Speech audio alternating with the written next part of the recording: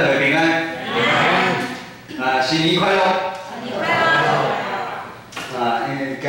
因为赶快是合堂礼拜我们义节牧师虽然写的是台语稿但是我会尽量用华语讲出来来让一些比较青年的朋友他们都听得懂福音跟好消息咱当心来祈祷。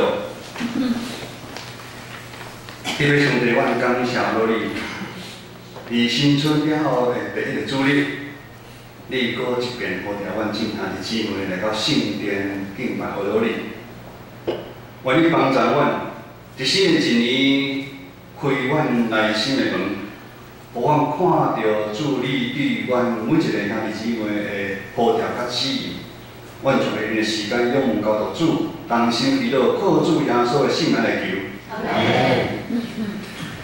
现在的基督徒常常会遇到的困境跟难题，就是信仰与现实的生活面没办法连接起来。有人说信仰走不出礼拜堂，我们常很羡慕那些很信仰前辈，他们将信仰生活化、生活信仰化。但是我们总是停留在想归想的阶段，也可能是我们现在面对的资讯诱惑，以及价值观的混淆大于以往，以至于普遍会想用自己的想法、知识、理性来面对一些的问题，直到我们走投无路的时候，我们才会想到上帝。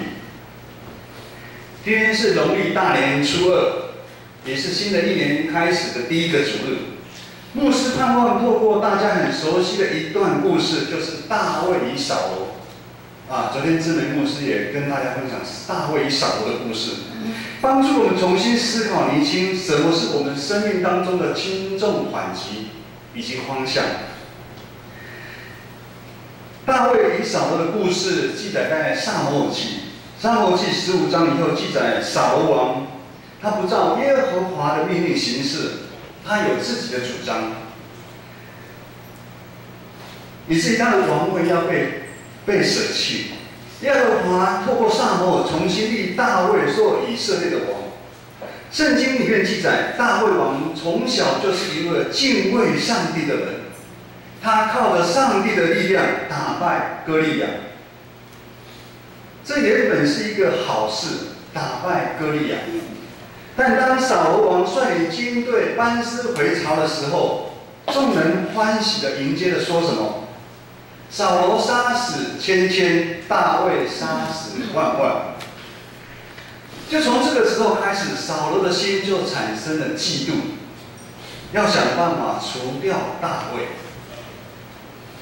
嫉妒的心，大家都知道，非常非常的恐怖。因为在座的我们每一个人都曾经经历过嫉妒别人的心。嫉妒基本上面就是比较。为什么他有手机，最新的手机3颗眼睛的我没有？为什么某某人那么会读书，我们家的孩子这么不会读书？为什么他们可以儿孙满堂，我没有？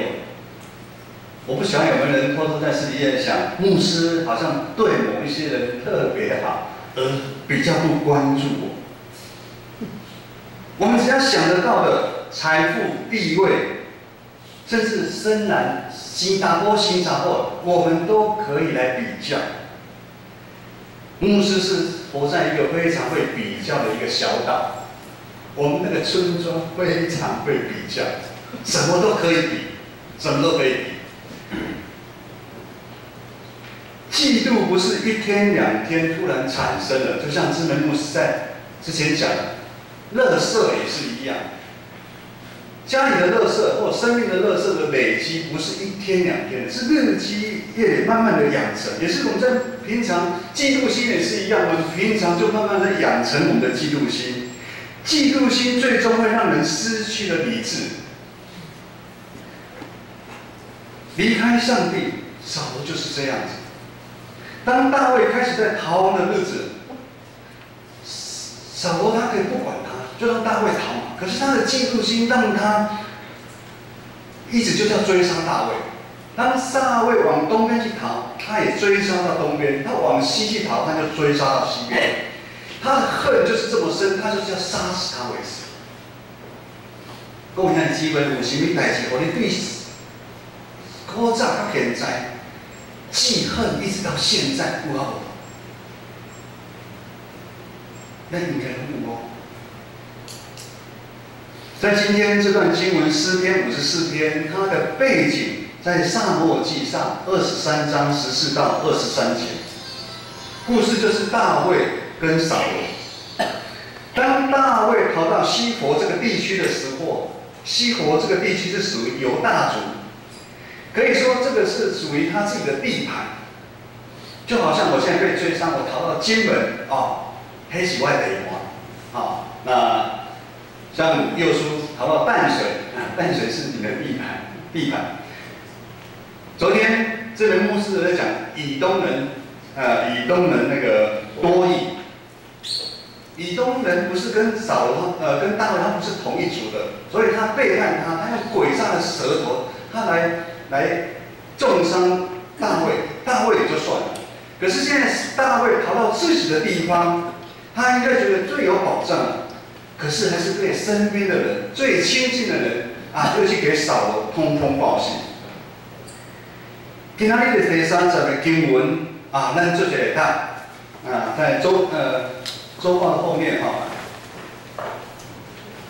经文第3节，请来，因为华人起来攻击我，强暴的人剩下我的性命，因无敬畏上帝的面前。因为外人起来攻击我，强暴的人寻索我的命，他们眼中没有神啊。当大卫在逃亡的时候，他应该是会非常多的委屈跟艰难，一大堆跟随他的人要吃喝住都是一大问题，如今又被自己的人来出卖。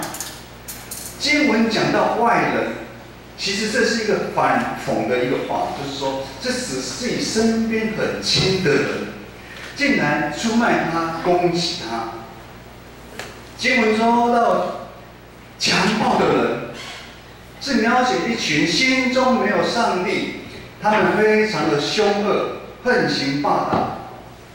这边主要是在讲扫罗王，他带领了一群军兵，对大卫穷追不舍，就是要他的性命。在我们人生的旅程当中，我们是不是常常遇到我们最亲近的人，他们无情的重伤，害不跌倒？甚至伫咱信仰的团体中间嘛，因为咱无小心的失错，咱就乱了。低头咱的兄弟姊妹有真多委屈，敢不是？或者是我们的生命当中，我们常常感觉到有一群像扫罗带的那强大的军兵，这支军兵一直常常吞噬我们的内心，让我们没办法喘气，我们伤痕累累。我们失去了理智，我们常常活在惊慌的黑暗中，看不到前面的方向。有人说，21世纪的文明病常让我们的内心没办法平静，尤其现在又有手机了，更没办法让我们平静。已经睡着了，突然砰，你又想起来看，到底是谁在叫你？我们内心的欲望好像没办法填满，我们好像随时有一股压力在我们心里面，就如同扫罗的追兵一样，一直在追赶，日夜的在追赶我们。我说，我们讲这款情形是困扰你真久，你感觉照做拢唔对，照做拢无安稳。牧师不晓得你过去是用什么方法来处理这样的一个问题。靠自己的能力，还是置之不理？但你内心的扫罗并不会因此就消失。相信扫罗对你的攻击没有一天停止过。根据圣经撒母耳上卷记载，其实在扫罗追杀大卫的过程当中，有几次其实大卫可以将扫罗杀死，但是大卫敬畏扫罗是上帝亲自膏油，他膏立的王。大卫选择怎么样？忍耐、仰望、等候。他等候上帝的时间，他要等候上帝的作为。今日的经文第1节到第2节，咱做伙来读无？第1节到第2节。今日的经文第1节到第2节，请上帝啊，请你用你的名救我，你的话语替我信仰。上帝啊，你听我祈祷，唔通听我所讲的。拄到问题的时阵，咱有真多会选择较处理的方式。我们可能是自暴自弃，我们推卸责任，我们甚至是埋怨。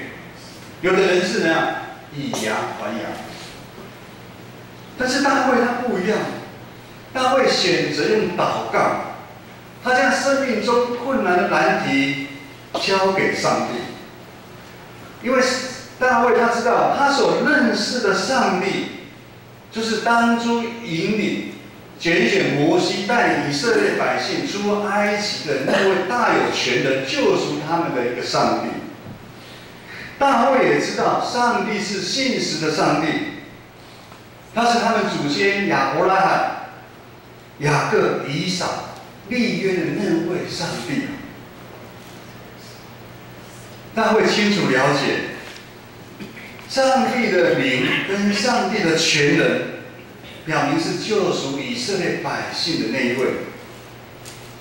所以大卫相信上帝一定会亲自证明他所遭遇的无辜跟清白，并且会对攻击他的人实行公平的审判。用祷告来面对生命中关键的时刻，是我们基督徒常常会做的事。那我们之前在深科牧会的时候，当第3年的时候，当有个呼召过来的时候，好像上帝要我们离开的时候，我们也是用祷告来寻求。祷告并不是软弱的行为，反而是我们对上帝信心的一个展现。今天的经文第4节是诗篇54篇的核心。上帝是帮助我的，上帝是扶持我的活命。看啊，神是帮助我的，主是扶持我性命的。这是需要多么大的一个信仰的一个告白。上帝现在就是开始的帮助我，所以我愿意将我的主权、我的生命交给上帝。我们会这样问：为什么大卫他有这样的一个信心，他来宣告上帝是他生命的主权，上帝是帮助他的，上帝已经成为他的避难所，他的磐石。我们知道信仰的建立是需要时间亲身的去经历到。在撒母耳记17章一段大家很熟悉的就是大卫战胜歌利亚的故事。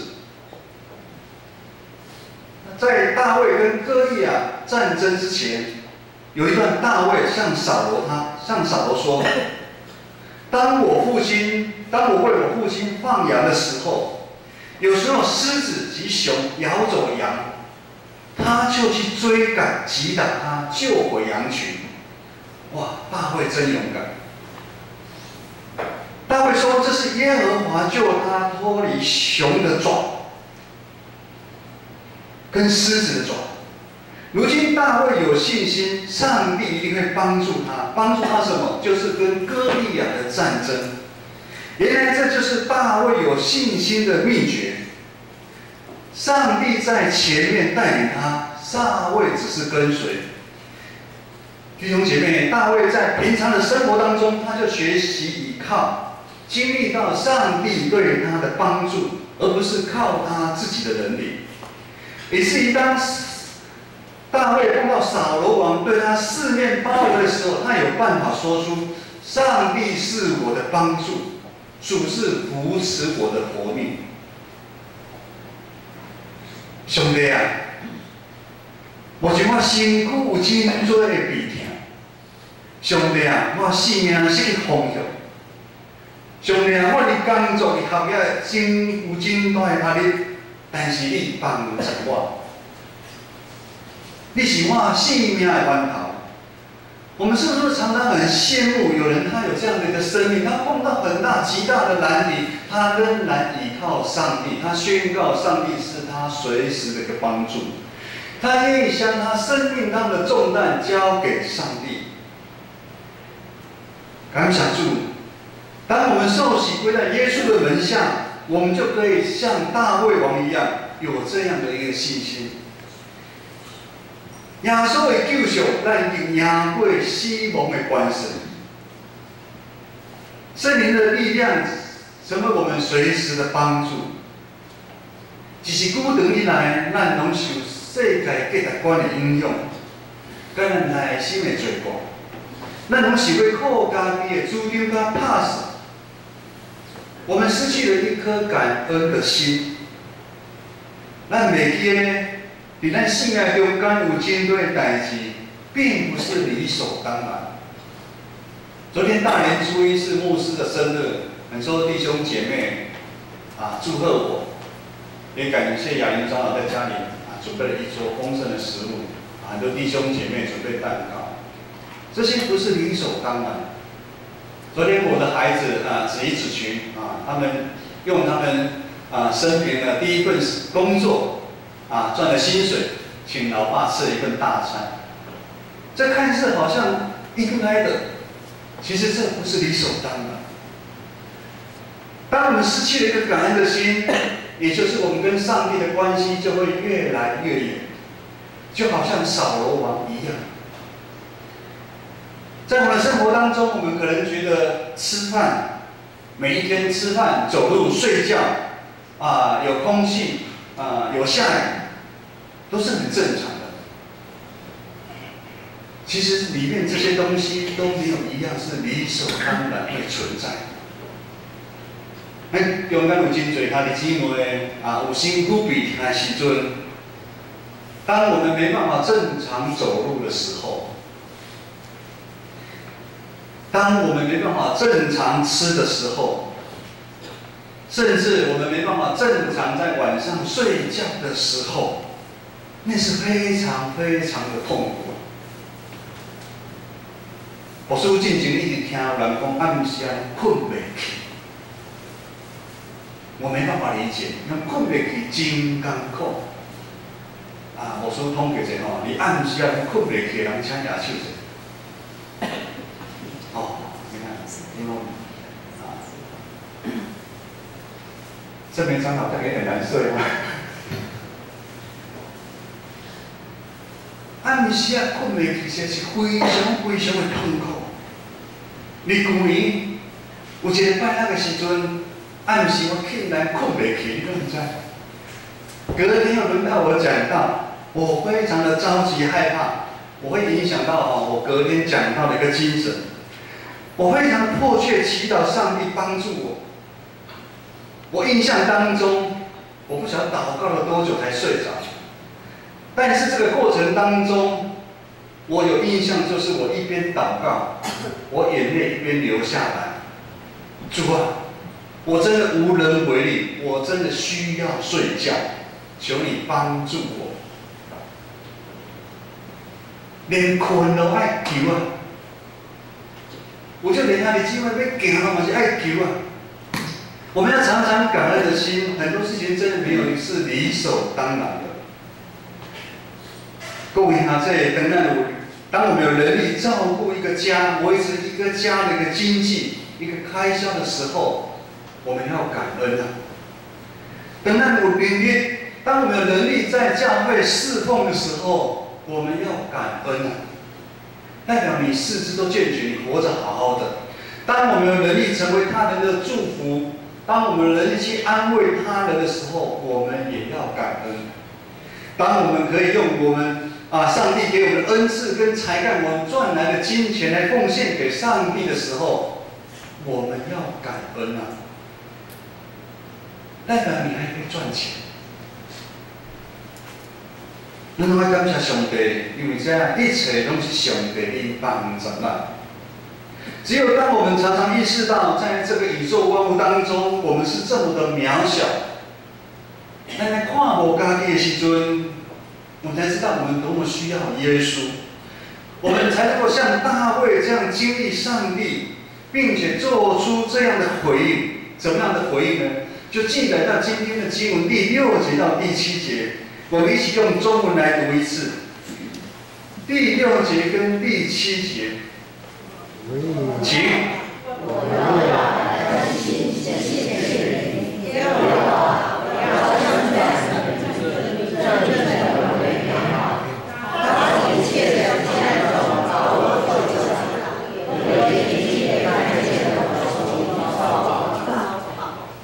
当我们甘心乐意献上我们自己的时候，我们就有办法如保罗所说的，我们献作自己当作活祭，我们的信仰的眼界才有办法被打开，我们才愿意常常被上帝来操练，我们的信仰的根基才有办法站稳，我们才可以经历到信仰是多么的美好，而不是很勉强来到教会。你生命当中的神迹奇事才会一件一件不断的发生，你才会意识到有主的同在真是美好。你一生能够献给上帝来使用，是一件多么美好荣耀的事情。大卫与扫罗这段故事的一个小结尾，发生了一个神迹奇事。当扫罗从四面八方包围大卫的生命处在危急的一个时刻，忽然间有使者来见扫罗说，有非利士人来突击他们，于是扫罗就匆匆忙忙离开，去迎战非利士人。我们知道这样的情境并不是偶然发生的事件，是大卫的运气好吗？这是一个恩典的时刻，上帝亲自出手为大卫征战。各位弟兄姐妹，你知道我们的生命当中有多少关键的时刻是上帝出手来扶持我们、解救我们吗？如同哥林多后书大家非常熟悉的一段经文，4章7到9节，我们有这宝贝放在瓦器里，要显明这莫大的能力是出于神，不是出于我们。我们试炼受敌，却不被困住；心里作难，却不致失望。我们遭逼迫，却不被丢弃；打倒，却不至于死亡。上礼拜了后嘉君姐来了。嘉宾的妹妹嘉君昨天跟我分享她脚受伤的事情，她感谢神，其实她摔了一个大跤。要不是上帝的扶持，他不只是把个东西，现在还可以走。弟兄姐妹，在我们的生命当中，在新的一年，我们会遭遇非常非常多的困难。今天是大年初2，我们是否要重新调整我们生命当中的优先顺序及方向？我知道新的一年，每一个人都有一个目标，有一个方向，有一个盼望。求主帮助咱有智慧心求上帝的国，甲上帝义。我们征求神的国、神的义，我们寻求神的带领。这个带领一定不是一条很快的路，也不是一条我们所愿意我们所愿想要走的一条路。但你相信上帝给我们这一条路，一定是一个平静安稳的路。因为神他应许要将一切加给我们，那你当心的祈祷。天父上帝，我感谢你，你新的一年求主你帮助我，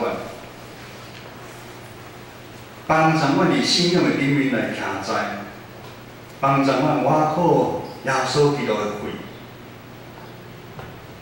帮助我学习台北王。有安尼的信心，帮助我真侪助力愿意来使用的器具，帮助我伫阮的生活的中间来荣耀主你的圣之名。当时祈祷靠主耶稣圣名的求。